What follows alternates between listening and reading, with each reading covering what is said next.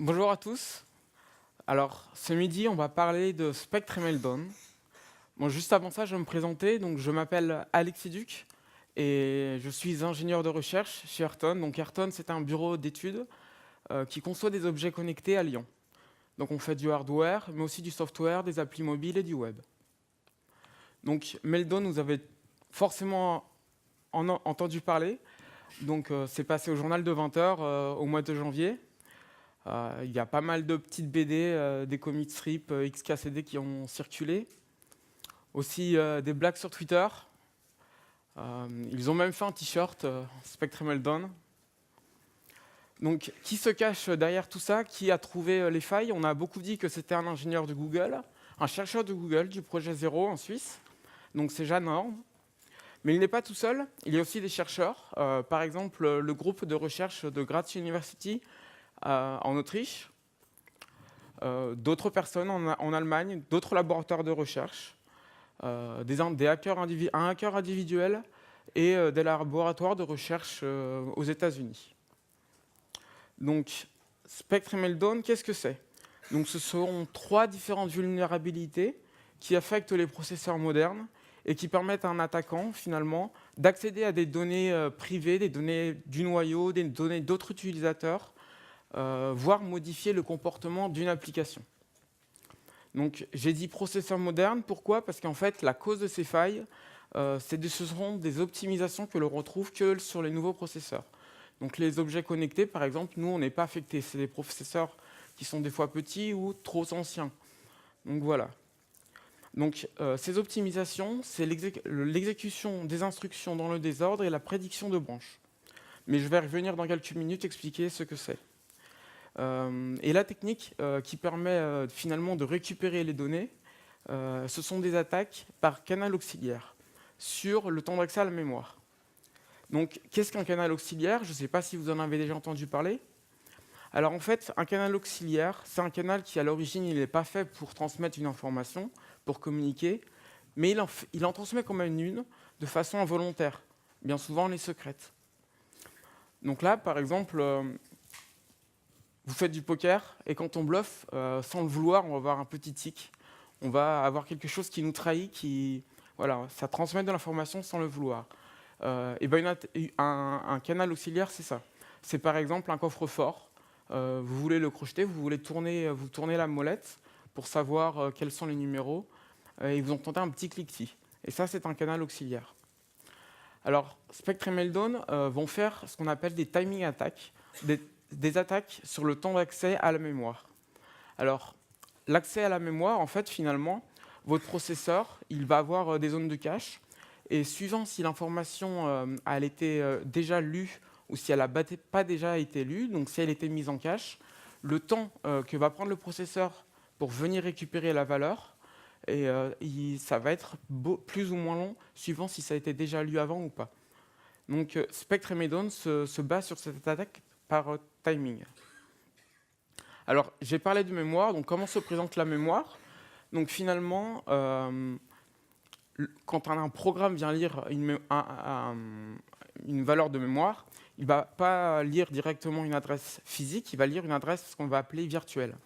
Et en fait, chaque application, chaque process a une mémoire virtuelle, finalement, qui va être découpée entre une zone qu'il a le droit d'accéder et une zone où ce sont des adresses du noyau du système d'exploitation. Et pour pouvoir lire ces valeurs-là, il va devoir faire un appel système.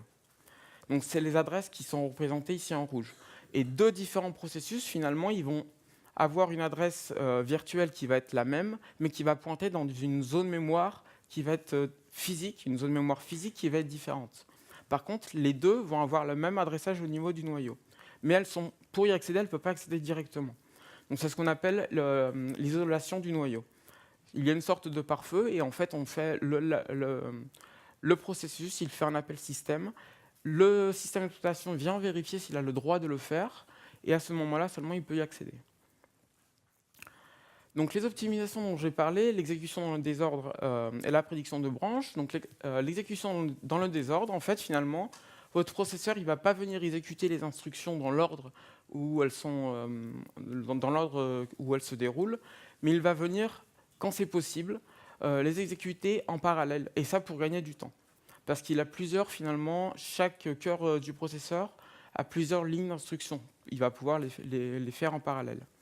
La prédiction de branche, en fait, le processeur va venir apprendre quelles instructions sont faites le plus souvent, et il va faire des paris, finalement, sur celle qui va être exécutée avant l'autre. Alors tout ça, finalement, il y a des mécanismes de rollback qui vont annuler s'il n'a pas fait la bonne opération. Sauf qu'il va rester une trace. Alors pour la prédiction de branches, il existe deux types de branches. Donc ce sont les branches conditionnelles et les branches indirectes. Donc une branche conditionnelle, c'est simplement un if. Et une branche indirecte, finalement, on va venir sauter, on ne va pas exécuter l'instruction qui est à l'adresse juste en dessous.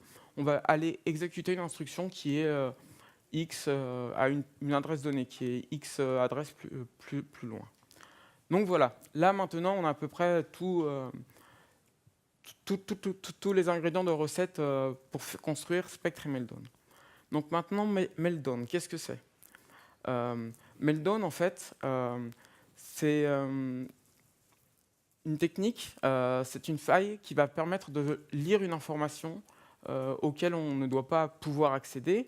Et en fait, ce qui se passe, c'est une race condition entre le contrôle d'accès à la zone mémoire auquel on a le droit ou pas, et le fait que cette zone mémoire soit lue. Et ça à cause de l'exécution dans le désordre. Donc finalement, comment ça se présente au niveau du code? Donc là, vous avez un exemple, le petit snippet là, qui permet d'expliquer ça. Donc vous allez vouloir lire l'adresse du noyau. Donc là, vous définissez l'adresse. Vous définissez le tableau sur lequel on va venir faire l'attaque sectionnelle. Vous venez lire la zone mémoire du noyau. Donc là, vous n'avez pas le droit d'y accéder. Donc normalement, ce qui se passe après ne devrait pas être exécuté, parce qu'il va y avoir une exception qui va être levée. Sauf qu'avec l'exécution dans le désordre, le processeur va paralléliser tout ça, et il va venir l'exécuter quand même. Et finalement, entre le temps où il se rend compte que ça ne doit pas être exécuté et que c'est exécuté, voilà, il se passe du temps. Le processeur vient lire cette valeur-là. Et en fait, ce que vous faites ensuite, c'est que vous venez lire le tableau que vous avez défini auparavant à un index qui dépend de la valeur qui a été récupérée du noyau auquel vous n'avez pas dû être accédé. Et tout ça, c'est rollbacké, sauf que le fait que vous êtes déjà venu lire cet index du tableau, ça reste parce que la valeur, elle est mise dans le cache. Donc là, l'attaquant, ce qu'il va faire, c'est qu'il va venir faire l'attaque side-channel sur le tableau, il va venir itérer sur tous les index du tableau, et l'index qui a été lu, finalement, ça va être l'index où c'est le plus rapide à y accéder.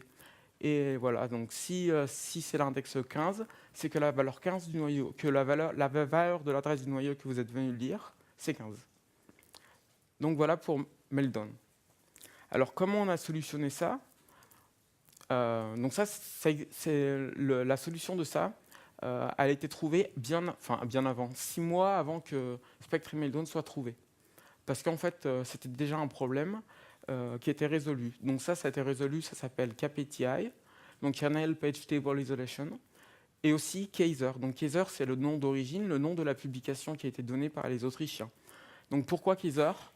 Donc là, je vous ai mis un manchot parce que Kaiser, ça veut dire empereur en autrichien. Donc c'est aussi un petit clin d'œil au pingouin de Linux. Et au niveau de la mémoire, là vous le voyez, juste avant, on avait dans le process utilisateur, on avait les plages d'adresse qui correspondent au noyau qui étaient mappées. Et là, en fait, ce qu'a fait Kaiser, c'est qu'il a proposé de l'enlever. Et donc, pour passer de la solution de gauche à droite, on va faire un appel système. Avant, vu que les adresses étaient mappées, il suffisait juste de venir faire un contrôle d'autorisation ou pas. Là, maintenant, on va utiliser du changement de contexte. Donc, c'est pour ça qu'on a entendu que ça pouvait ralentir un petit peu l'efficacité. Donc, une application qui faisait beaucoup de changements de contexte pouvait être ralentie. En fait, maintenant, avec les processeurs modernes, il y a d'autres optimisations et on s'est rendu compte que finalement, l'impact sur des bons processeurs assez récents est vraiment très négligeable. Voilà. Donc maintenant, voilà, au niveau du contrôle d'accès au noyau, l'utilisateur, c'est plus directement un pare-feu, finalement, c'est directement un changement de contexte pour pouvoir accéder aux données du noyau. Donc maintenant, Spectre. Donc Spectre, lui, se base sur la prédiction de branches. Donc le processeur, comme je l'ai dit tout à l'heure, va faire un pari sur la branche qui va être utilisée, donc là, qui va être exécutée en fonction de ce qui a été fait auparavant. Donc là, l'attaquant, il va entraîner le processeur à exécuter à tomber dans une branche, à exécuter une branche en priorité. Sauf qu'à la fin, finalement, ce n'est pas celle-là qu'il va vouloir faire. Et ça, ça touche le contrôle de dépassement de tableau. Donc là, l'attaquant, il va vouloir lire une valeur qui est hors du tableau. Il va faire apprendre au processeur que la valeur qu'on veut lire, elle est bien dans le tableau. Et hop, on va sortir du tableau. Et là, le processeur va quand même venir lire la donnée. Donc là, je vous montre un petit exemple. Donc on va vouloir venir lire ce qui est derrière texte, donc key. Donc on va venir entraîner le processeur à à venir lire la donnée. Donc là, on voit que le niveau de prédiction que c'est la branche de gauche, il augmente au fur et à mesure qu'on itère. Voilà. Et là, je tombe dans un index qui dépasse. Donc là, le processeur, comme on a tombé plein de fois dans la branche de gauche, il va quand même vouloir exécuter celui-là. Sauf que ça ne va pas être celui-là, c'est l'autre, celle de droite, qui va être exécutée, vu qu'on est dépassé dans le tableau. Mais finalement, le processeur va avoir fait celle-là en priorité. Et on va pouvoir, de la même manière, avec la même attaque side channel, venir lire cette donnée. Donc voilà comment ça se présente dans le code. Donc en gros, c'est exactement la même chose que l'on fait avant. Donc là, c'est une attaque qui a été faite en JavaScript. La grosse différence avec Meltdown, c'est que Meltdown, on a besoin que le code soit exécuté. Ce n'est pas un software qui est vulnérable, c'est l'attaquant qui va venir mettre son malware, finalement, qui va être exécuté. Avec Spectre, c'est beaucoup plus vicieux, puisque dans un navigateur, par exemple, l'attaquant va pouvoir exécuter son code comme il le souhaite. Et ce code-là, finalement, il va être dans une application cible. Donc il y a un peu plus de conditions pour pouvoir exécuter Spectre. Voilà. Donc il y a une seconde variante de Spectre qui, elle, finalement, ne va pas toucher les branches conditionnelles, mais va toucher les branches indirectes. Donc là, c'est la même chose. Imaginons qu'on a un objet boisson chaude qui peut être à la fois un café ou un thé, et il a une méthode prépare. Et sa méthode prepare, finalement, si c'est un café ou si c'est un thé, ça va être soit faire du café, soit infuser du thé. Donc là, de la même chose, il va y avoir la prédiction. Donc là, on a un café, donc on va faire du café. Ça tombe bien, il prédit que c'est du café. Et là, on va ça va être du thé, donc là il va croire que c'est du café, il va avoir exécuté la branche café en priorité, sauf que ce n'était pas la bonne. Voilà. Donc pour conclure, maintenant que vous savez ce que sont Spectre et Meltdown, qu'est-ce que vous pouvez faire? Donc déjà, vous pouvez vérifier si votre ordinateur est vulnérable ou pas. Donc il y a des applications qui fonctionnent à la fois sur Windows et sur les systèmes Linux, Mac et Linux. Il y a des mises à jour, donc vous mettez à jour.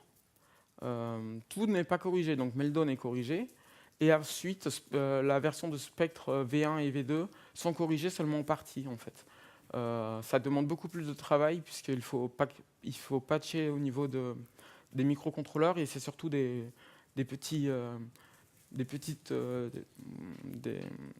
solutions software, finalement, qu'on essaie pour contourner, quoi. Donc, ce que je voulais dire aussi, c'est que il va y avoir d'autres actes. C'est pas la seule attaque de ce genre que l'on va rencontrer. Les chercheurs viennent seulement de commencer à chercher dans ce domaine. Et voilà, il y a déjà des publications de Spectre 2 qui commencent à circuler. Donc, on n'est pas à l'abri qu'il y a déjà quelque chose qui a été trouvé et qui va sortir l'année prochaine, quoi. Donc je vous ai mis quelques références sur des papiers dont j'ai parlé, et si vous voulez creuser encore, vous pouvez aller lire les publications, tout est public, tout est ouvert. Donc je vous remercie, puis si vous avez des questions, je serai disponible à la sortie pour en parler. Voilà. Merci.